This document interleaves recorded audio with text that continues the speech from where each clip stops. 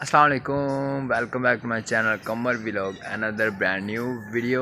हाँ जी तैयार की हाल है ठीक हो, वेलकम बैक हो गए साढ़े अज न्यू व्लॉग है यार। ताड़ा भाई बिल्कुल ही हुण फ्री होया, नाश्ता वगैरह करके फ्रैश हो गए। मैं चला है ना जो अपना व्लॉग है वह भी अपना स्टार्ट कर दें।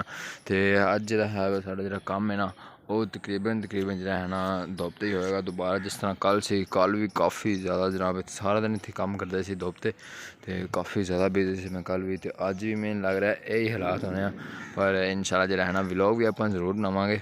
अज मैं तुहानू दिखाना एक फार्म बनया साढ़े हमसाए ने, यह साड़ी फैक्ट्री है। साड़ी फैक्ट्री के बिल्कुल ही नाल इन्हें बनाया तोतियां का फार्म वगैरह। तुहानू आवाज़ तो आ रही होगी तोतियां की बोलन वगैरह की। तो देखो आवाज़ वगैरह आ रही ना तोतियां की। ये सामने ना पिंजरे ए देखो ए बैठा है तोता है। वाह क्या सीन है। तो अज रहना तुहानू खाते की हालत वगैरह दिखा दें। उमर भाई जी रहन तो साढ़े दूसरे वेच चुरी वो उपर गए रील की जालियाँ वगैरह हैं वो लगा रहे हैं ऊपर। तो मैं जो नीचे बैठा ऐसे काम वगैरह कर रहा मैं नीचे बैठ के। तो मैं आखिर जो है अपना नाल जो व्लॉग स्लॉग है तो फिर स्टार्ट रखना ही होंगे ना। बाकी जो गर्मी की अज हालत हो रही है ना, होए भाई अज जी गर्मी ना हवा शवा बिल्कुल ही नहीं है। देख सकते हो दरख्त जिमें हिलना ही भुल गया हूँ। अज जरा ना भाई दाड़े ने एक बड़ी गलती कर दी। अज मैं डाल लिया काला सूट। तो भाई जान काले सूट तो फिर अगे ही पता गर्मी इंदे होर ज़्यादा गर्मी लगती। तो अज मेरी जी हालत बड़ी गंदी हो रही। मज़ा आया। बाद दस कि मेरी एक सिस्टर होंगे हैं इतने मुल्तान ही। तो इस तो फिर अज जुमेरात है, कल जुम्मे की छुट्टी है। इस फिर अज शाम को मैं चला जाऊँगा उधर, क्योंकि छोटी भांजियाँ फिर हैं उन्होंने फिर लैके जावगा बाहर। एक तो उन्होंने सैर हो जाएगी, उस बाद जो है ना मेरा व्लॉग भी बन जाएगा। 2000 years later।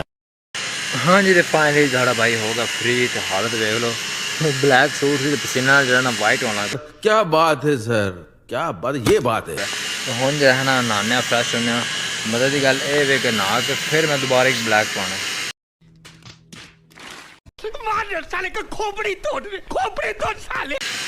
क्या बात है भाई, चलो छो गलों होने फ्रैश हो के फिर जो है ना चलने घर। A few moments later। नहा धो के फ्रैश हो गए, तैयार श्यार हो के मैं तो हो गया हूँ रेडी घर जाने लगी। कपड़े शपड़े भी मैं रख लें बैग दुलाने वाले। तो बाकी मोटरसाइकिल वगैरह रेडी करके मैं तो हूँ निकलने लगा घर की तरफ। तो हूँ जनाब करने अपना सफ़र शुरू। लो जनाब भाई तेरा थोड़ा जी बिल्कुल अगे आया जो है ना पेट्रोल ख़त्म हो गया नशेदादे का। पता नहीं कदों का ख़त्म आया सी। मैं जिमें फैक्ट्री निकला भाई उमें बुड़बुड़ करने लग पाया तो बंद हो गया म्यूजिक। शुक्र है पेट्रोल पंप नज़दीक सी। तो मैं हम जो है ना पहुँचने वाला बस पेट्रोल पंप से। ये शुक्र है कि पेट्रोल पंप के नज़दीक आके ही बंद होया। तो हम जनाब जाने चल के पेट्रोल पाने जाने चल के पेट्रोल शोल पाने फिर चलिए घर। शाम काफ़ी हो गई तो अंधेरा होने तो पहले जो है ना बंदा घर पहुँच जाए ना बेहतर।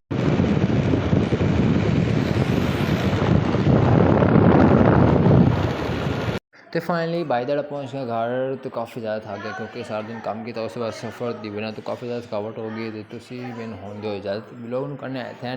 तुम वीडियो लाइक करके चैनल सबसक्राइब करके बेल आइकन जरूर दबा देना। इंशाल्लाह मिलेंगे कल नवी सुबह नवी उम्मीद नवे व्लॉग नाल। ओके टेक केयर, अल्लाह हाफिज़, बाय बाय।